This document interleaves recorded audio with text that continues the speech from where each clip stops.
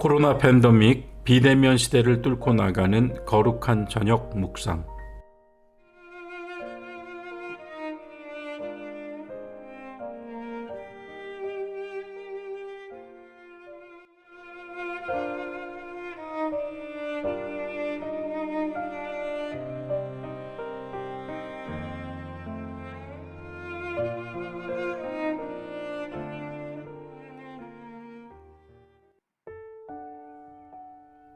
교회 여러분 안녕하십니까? 9월 14일 화요일 밤입니다. 오늘 오전에 여의도 순복음교회 조영기 목사님께서 소천하셨다는 소식을 접했습니다. 우리 교단과는 여러모로 신학적 입장이나 신앙적인 방향이 달라서 그리 자주 언급되지는 않습니다만, 또 교인들이 보시는 관점은 조금 다를 수도 있겠고, 또 그분에 대한 평가나 공과 또 그 실에 대해서 여러 가지 생각들이, 의견들이 있으실 것입니다. 어쨌든 한국 개신교회의 부흥을 일궈낸 인물로서 그의 희망과 확신에 찬 메시지를 듣고 산업화와 도시화의 물결에 휩쓸려 가던 많은 이들에게 그 힘과 용기가 되었던, 그런 데서 힘을 얻고 또 자신의 삶을 개척하며 신앙으로 섰던 많은 사람들이 있기 때문에 또 이와 같은 죽음이 나름의 의미를 가지지 않을까 생각됩니다. 저 개인적으로 특별히 또 한 가지는, 제가 스위스 유학 시절에 그 제네바 학교와 교수께서 제게 석사 논문으로 한국의 오순절 운동에 대해 써볼 것을 제안하셨어요. 제가 본래 의도했던 것은 아닌데 순복음 신학과 조영기 목사에 대한 연구를 하지 않을 수 없었습니다. 당시 순복음교회와 성령운동은 세계교회의 눈에도 매우 인상적이었던 것이죠. 더욱이 순복음교회가 속한 기독교 대한 하나님의 성회가 한국기독교교회협의회 회원교단으로 가입했던 시점인데, 그것이 하나의 사건이었고, 명실공히 교회연합운동의 대열에 합류하게 되었던 것을 우리뿐만 아니라 세계교회가 주목했던 것입니다. 더하여 당시에 남미, 브라질과 아르헨티나는 전통적으로 카톨릭을 국교로 삼는 나라들이죠. 그런데 그곳에서 성령운동이 불같이 일어나서 엄청난 수의 가톨릭 신자들이 개신교회로 개종하고 있던 즈음입니다. 때문에 더욱 세계교회가 도대체 이 성령운동이라는 것이 무엇인가, 순복음교회가 무엇인가, 그것에 대한 학문적인 어떤 내용을 정리하고 싶었던 이유로 저에게 부탁했던 것 같습니다. 저와 함께 공부했던 아프리카에서 온 동료 목회자들도 제게는 인상을 남겨주었는데요. 그들은 제가 한국에서 온 목사라는 것을 소개받으면 즉시 조영기 목사를 아느냐, 조영기 목사와 친하냐, 이렇게 물어왔습니다. 당시 순복음교회의 선교사역이 아프리카에서 대단했다고 들었습니다. 하버드대 교수를 역임하고 은퇴한 대신학자 하비 콕스가 1990년대에 한국을 방문하고 순복음교회 예배에 참석한 다음 조영기 목사와 또 교회 관계자들, 또 순복음 신학자들을 만난 후에 펴낸 책이 여성 영성 음악이라는 책입니다.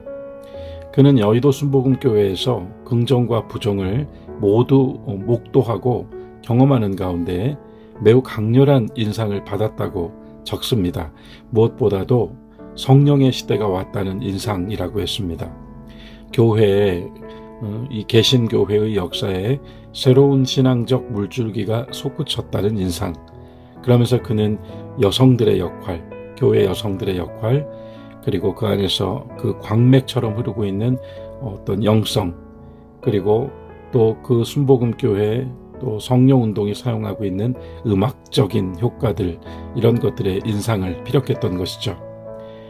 그는 거기서 조영기 목사의 메시지, 설교뿐만 아니라 그가 행하는 기도에 특히 주목했습니다. 우리가 아는 대로 조 목사님의 기도는 어떤 치유와 축복의 기도로 많은 사람들이 그분에게 찾아가 기도받기를 원했었죠.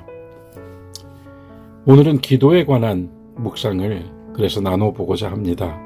실은 매일 우리가 나누는 이 저녁 시간의 말씀들이 기도와 연결되고 우리로 하여금 기도의 언어를 체득하는 시간으로서 마련되고 있습니다만, 오늘은 주님께서 들려주신 말씀을 통하여 배우는 특별한 기도, 믿음의 기도라고 이름해도 좋을 것 같습니다.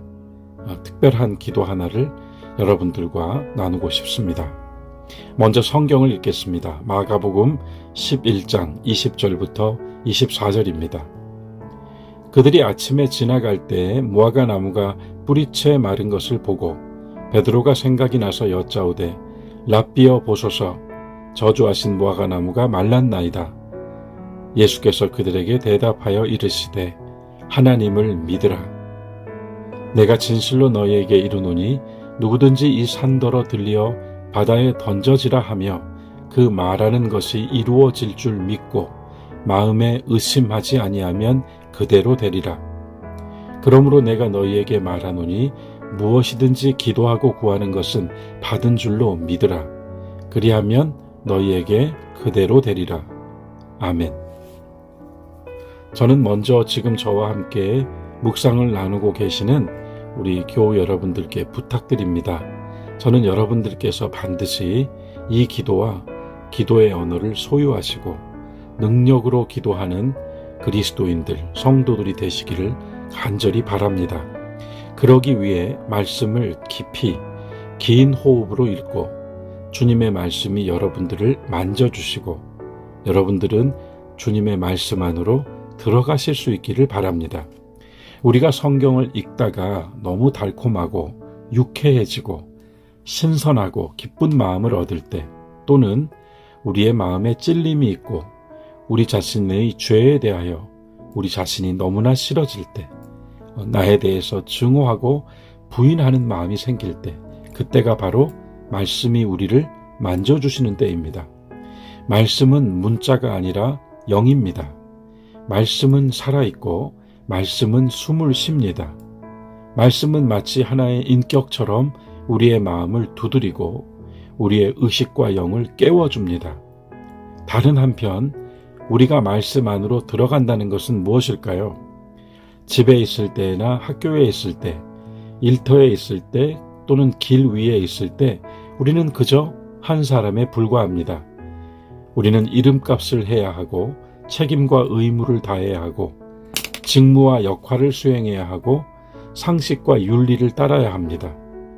그 속에서 우리는 울고 웃으며 즐거워하거나 슬퍼하고 희망에 차기도 하고 낙심하기도 합니다. 또한 그 속에서 우리는 죄악에 휩쓸리기도 하고 유혹에 넘어가고 시험을 당합니다. 그러나 말씀 안으로 들어간다는 것은 다릅니다. 말씀은 그리스도입니다. 그분은 하나님의 말씀이라고 불립니다.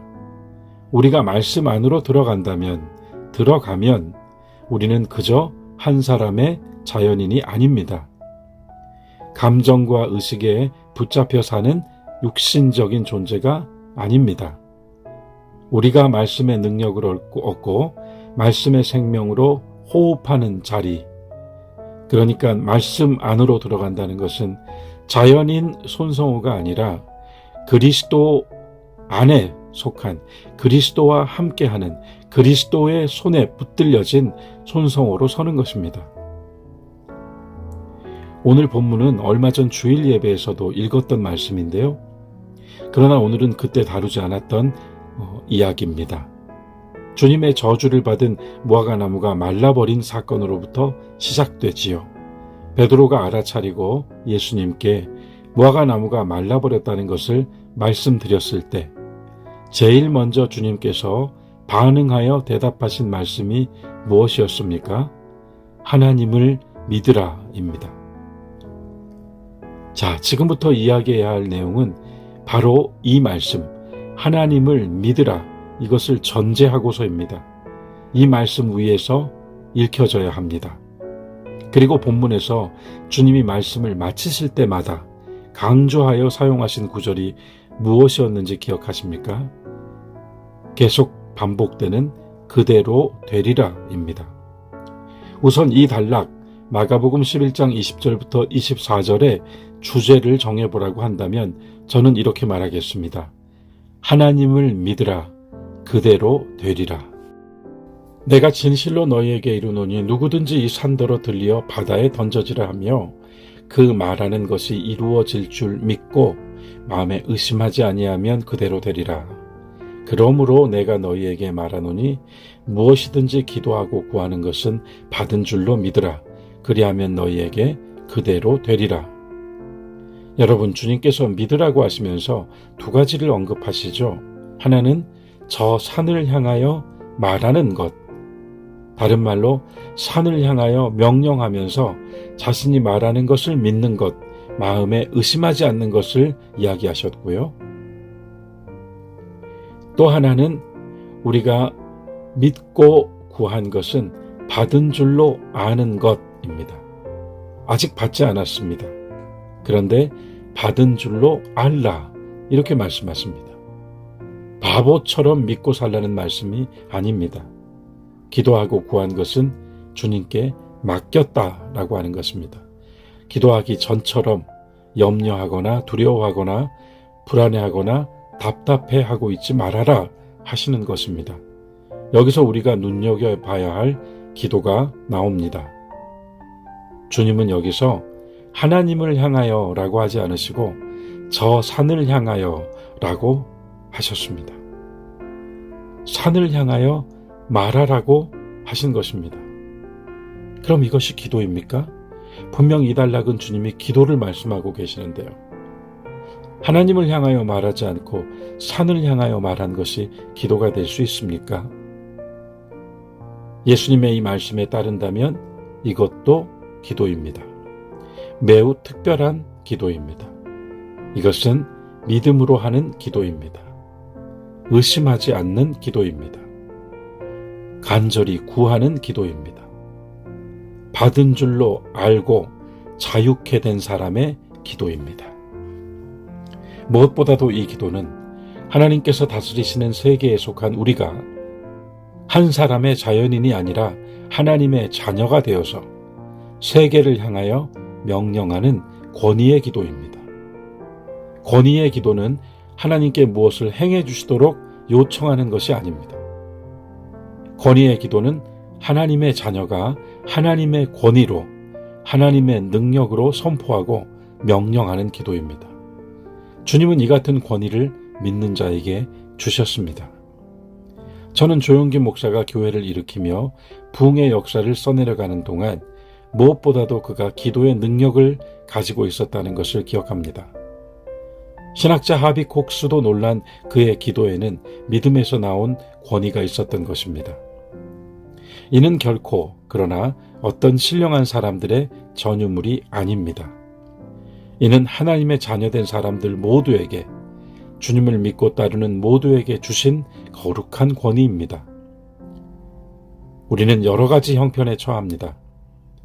우리는 질병에 걸리기도 하고 어떤 생각에 사로잡히기도 하며 통증에 시달리기도 하고 불면과 우울에 빠지기도 합니다. 그때 우리는 하나님께 기도할 수 있습니다. 바울처럼 하나님께 이 가시가, 이 육체의 가시가 우리에게서 벗겨지도록, 떠나가도록 간절히 구할 수 있습니다.